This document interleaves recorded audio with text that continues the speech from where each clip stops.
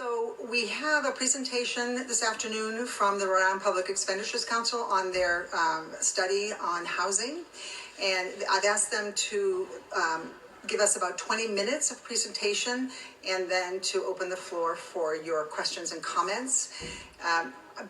Often my commission, the commissioners that serve on the Housing Commission, feel free to interrupt presenters.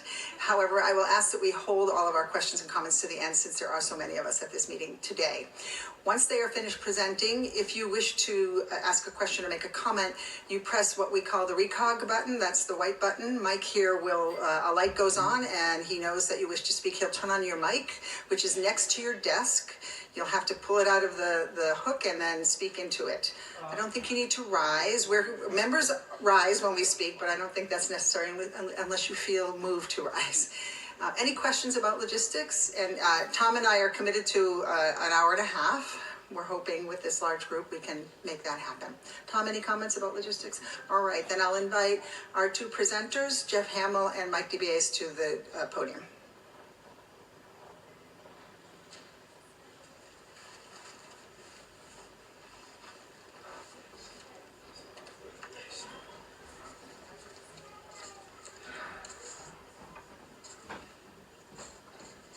Good afternoon. Thank you for inviting us here. Thank you to the chairs and the commission. And thank you all for serving on this commission. I know you spent a lot of time at these hearings, and it's great to see so many familiar faces. So Michael DeBiase, I'm the president and CEO of the Rhode Island Public Expenditure Council. I'm here with policy analyst Jeff Hamill, who is the principal author of the report. For those of you who are not familiar with our organization, RIPEC, I can't imagine anyone is unfamiliar with us at this point, but we are a nonpartisan, nonprofit public policy research organization. Our mission is to advance fiscally responsible government, competitive tax policies, and economic opportunities for all Rhode Islanders through our research analysis. We've historically focused on taxes, budgets at the state and municipal level, and K through 12 education. I think we can switch to the next slide here. A couple of years ago, we recommended and our board agreed to add housing to our strategic priorities. And the reason why we did that is because we believe that housing is a key to economic development. It's also a very important instrumental to workforce recruitment, retention, and the expanding public investment in housing, which we saw coming both through state sources, but also the enormous pandemic relief funding that came through. So that's part of our name as a Public Expenditure Council, so it seemed like a good fit. We spent a long time getting familiar with this area. We met with a lot of stakeholders, many of the people in this room. Jeff did a lot of research. A lot of the information, although I will say everyone was helpful in providing information, a lot of the information is difficult to access or not in a form that's easy to research. And it took us quite a bit of time. So some of our work was presented in some reports on the budget as kind of small snippets of our research. We did engage in the process of the 2025 Qualified Allocation Plan, which many of you are familiar with. It's the plan that is done annually through Rhode Island Housing, approved by the governor, which is how we decide how to allocate our low-income housing tax credits, and actually ends up driving a lot of the other public investment decisions. And then we published this October report on housing. We decided in doing this report that we were going to focus on the public investment, and particularly the most recent large public investment of both pandemic relief funds and state funds that went along with it. So we although if you read the report, and thank you for those that have, we did touch on land use, but it was not the focus of this report. That's a whole subject in and of itself, and a complicated one and a hard one. And we also did not focus on homelessness, although we recognize the large spike in homelessness and the fact that homelessness is a housing issue. So with that, I'd like to turn it over to to Jeff to go through the findings and recommendations of the report. Thank you. It's been a while since I've stood at a lectern. I was an old political science professor for about 15 years. And now most of the time we're sitting down when we do talks, so this is a nice change. But thank Mike for his, I call him the president, CEO, and director of windups at RIPEC. But just a quick presentation, because I'm sure there are a lot of questions about the report that we'd be happy to get into. But what I'd like to focus on today is the large investment made from ARPA funding, mainly from the state fiscal recovery funds. Rhode Island invested $332.2 million to housing. This was the second largest proportion of ARPA funds dedicated to housing in the country. Despite the fact that Rhode Island received the 40th nominal amount of funds, we spent the 7th most in the country on housing. So it was a substantial amount of money. These funds came with strict timelines. The funds had to be obligated at the end of 2024 and spent by the end of 2026. And they were allocated to 17 different programs in 3 areas. The area that I'm going to focus most on today is production and preservation. In that area, we dedicated $206 million to 8 different production programs. Excuse me, I'm on the wrong slide. The program designs were largely left to the responsible agencies, the Department of Housing and Rhode Island Housing. Rhode Island Housing was responsible for 6 of these 8 programs, the Department 2, but it's my understanding the department subcontracted those 2 programs to Rhode Island Housing. We did an analysis of the programs themselves, and we found that they had 5 common characteristics. The funds were designed to be used in conjunction with other funds, not just with one another, but also bond funds, housing production funds, commerce money, other federal one-time funds. So the total pool of money ended up being quite a bit larger than that $206 million I cited earlier. The programs, we believe there's an emphasis on low-income Rhode Islanders.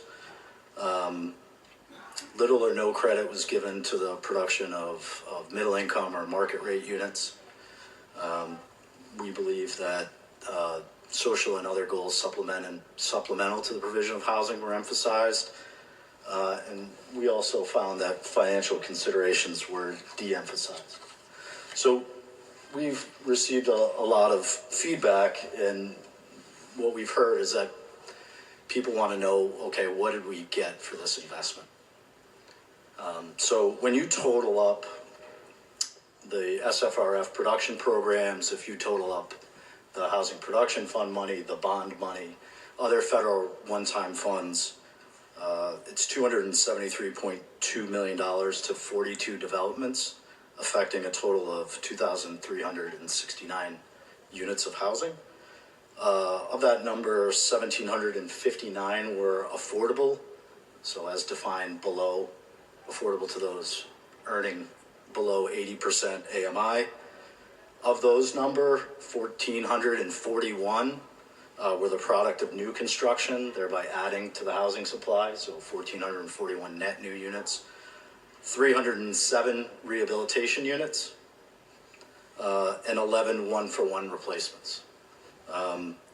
There is one development, Park Home 5, that was technically a one-for-one replacement, but it did produce net new units of housing, so we included it in our analysis. Middle income units, 175 total, 435 market rate units. If you look at just the new construction piece, it was $244.7 million, producing 1,515 net new units of affordable and middle income housing. An additional 69 units in 2 combo rehab new construction developments, the Avenue and Central Street, produced another 69 net new units for a total of 1,584. Since publication, Parcel 9-2 received a commitment of middle-income funds, so there were 15 more middle-income units produced that didn't make it into our report because we published prior to that development going firm, so you can add another 15 units to that total, so the total will be 1,599.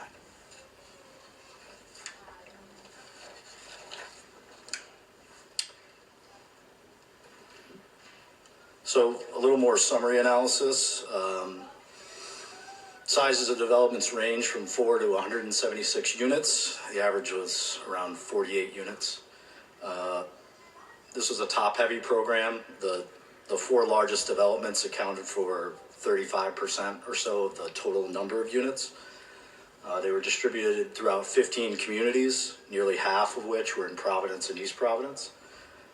None in parts of the East Bay, southern coastal communities, rural suburban areas. So there are a lot of white areas of the map that weren't affected by these production programs. The total development cost per unit ranged. The high was $571,943 per unit. The low was a little over $105,000. The average was right around $380,000 per unit. The state subsidy, and I can talk about a little bit about how we calculated the state subsidy. We use federal one-time funds and state dollars to calculate that number. So we didn't include things like home funds or tax credits or capital magnet funds, housing trust funds. The high was $571,000 a unit. The low was $45,000. The average was a little over $161,000 per unit. In terms of the funding priorities, it's evident in the design of the programs, but it's also evident in the results we received. We did a weighted average AMI score for all units and found that it was 59%. So this was mainly a program for households earning less than 60% AMI, and that bears out in the number of units that were developed. Nearly 75% of units were for those below 60% AMI. Less than 10% were for middle income, and there were a smaller number under 80. We found that social and other goals supplemental to the provision of housing were included in these developments. 25 out of 32 developments had at least one other what we called supplemental goals. 11 developments included remediating a blighted property, restoring a historic building, or both. 14 developments included some kind of commercial or community space, and 10 included wraparound services or partnerships with service providers.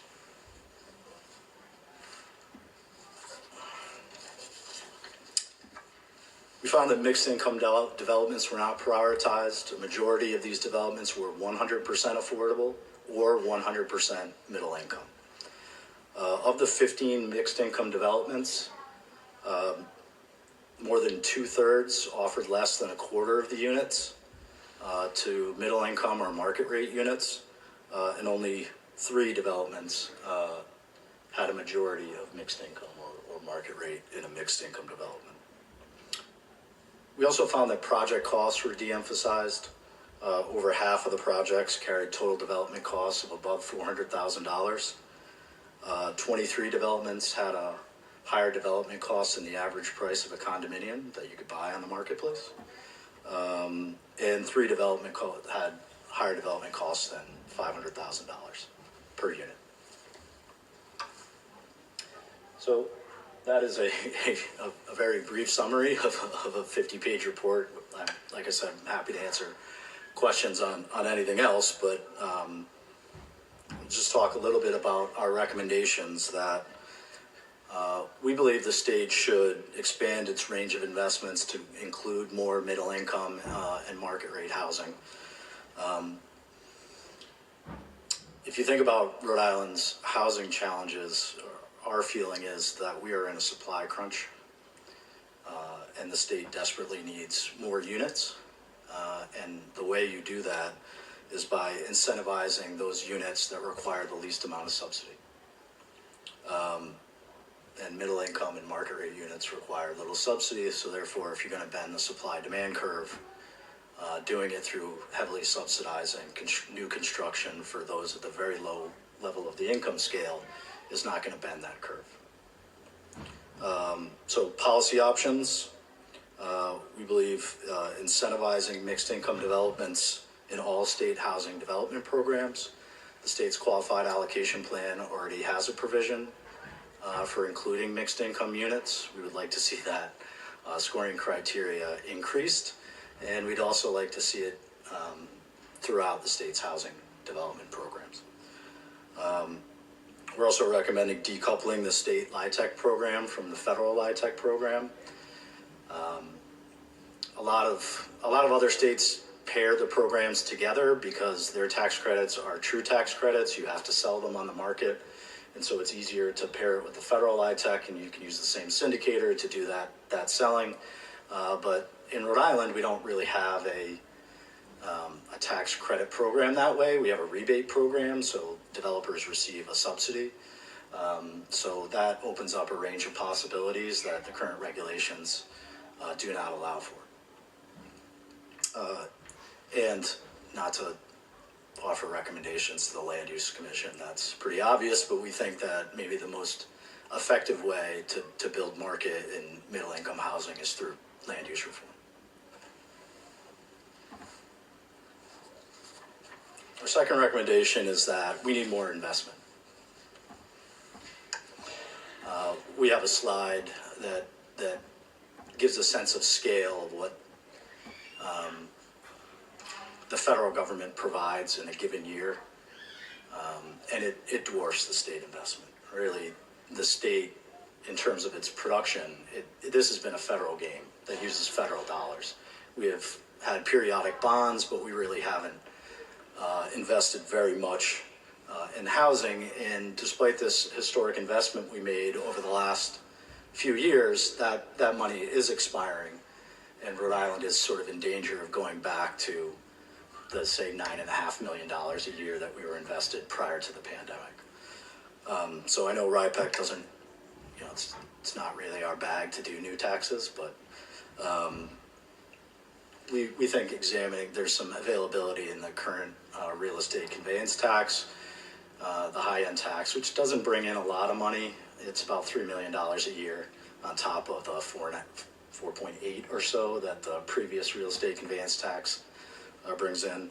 And we're going to have to extend the state LIHTC program. There are delays with getting the regs finalized, and as law is currently written, it runs out in 4 years and not in 5 years, and that's going to require some legislative change to rectify that. We'd also like to see the program extended into the future.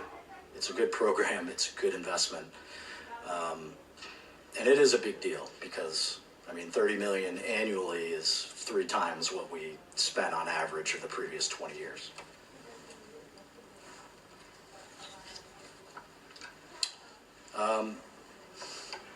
We think the state needs to improve mechanisms to improve the return on delivery, return on investment.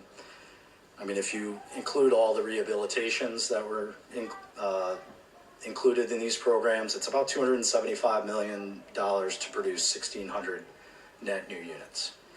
To close the gap that we need in Rhode Island, which is over 20,000 units, you're talking about billions of dollars. So you simply can't subsidize your way out of this hole at these prices. So we would like to see, and we would recommend that total development caps be instituted in state housing programs. The state's qualified allocation plan had a total development cost cap from 2020 to 2023 as a threshold criteria. So if you could not meet a certain price, then you weren't scored or eligible. We would like to see that extended. We'd like to see it brought back into the QAP, and we would like to see it extended to state housing programs. We would like to see a greater emphasis on developments with low per unit costs. We'd also like to incentivize larger developments. I think what we found in our analysis is that we got this capital stack machine revving to produce 10 units. And that's a lot of, a lot of squeeze for not a lot of juice, is what I would say.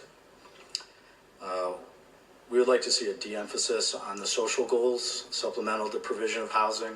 Now, things like restoring historic properties, restoring blight, providing wraparound services, these are really important policy goals, but we do not have a lot of housing dollars. And we really need to prioritize getting people in homes before we worry about restoring a historic building. And we would like to see greater scrutiny of project cost overruns. Now, construction inflation runs higher than the CPI. We all know that, and construction costs are certainly higher than they were before the pandemic, but these costs have leveled over the last 3 years.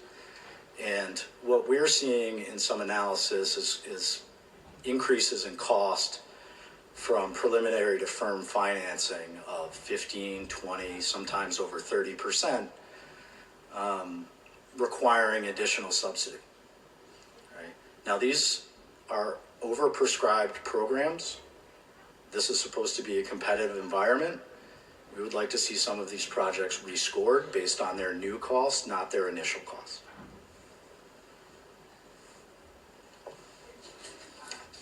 The fourth recommendation, we think the state needs to reduce complexity in its housing programs. We did not need 8 production programs. We would have done fine with 2. I think we took a complicated system and we added more complications to it. I think by reducing red tape, we would see a greater return on investment. And, I'm almost hesitant to bring this up as a researcher. We always want things to be easy on us, but when you have 8 production programs plus bond money, plus housing production fund money, plus how do you figure out what exactly the program is doing when it's being paired with 7 other programs for one development? Right? So we would like to see some streamlining of programs to make accountability more possible. The relationship between the state's housing agencies also needs clarity. Right? The Department of Housing has come out with a governance plan. It's our opinion that the plan does not go far enough in terms of consolidating functions under a department, but we think it was a thoughtful report, and we endorse the findings of it. So under the plan, the exec and the department, I'm sure, is going to present on this, so I don't want to steal any of their thunder, but we'd like to see the dollars being directed through the Department of Housing.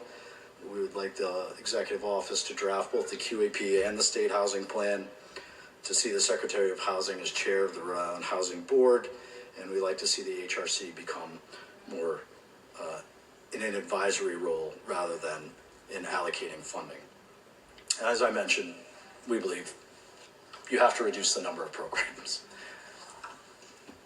Last recommendation, and then, like I said, we're happy to take questions. We've got to look for new ways of building housing. The just solely relying on the capital stack model centered around the low-income housing tax credit is a questionable strategy moving forward, considering the results that I just read. We'd like to see some different options. We support a model of public development, public-private partnership between the state and a private developer. Maybe something could be built on state land where the state would retain an asset at the end of the process. I would point out that if you look at some of the subsidy levels of the SFRF developments I just mentioned, some developments were 90% reliant on the state.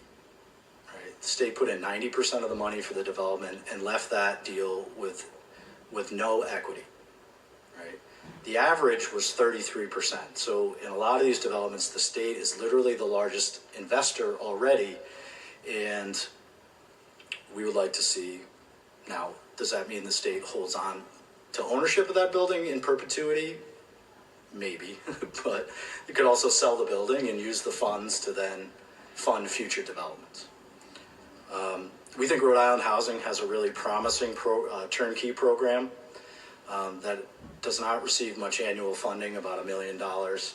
This is when a private developer, whether a nonprofit or for-profit developer, deals with the land use, deals with the financing, and the state comes in at the late stages and then offers to buy affordability into the development, right? I think it would reduce a lot of the complexity, a lot of the red tape, and you might see more bang for your buck. Understanding that new construction costs are high, and that plays into why some of these developments had such high TDC costs, or TDCs. We did not have to build all new. We could have acquired buildings and repurposed them. We could have made them affordable, so a program of acquisition might make more sense if construction costs are too high. And we also think that more low-income Rhode Islanders could be served through a form of rental assistance rather than a subsidy through capital. Thank you. I hope I kept to time, but I'm happy to, or Mike, to answer any of your questions.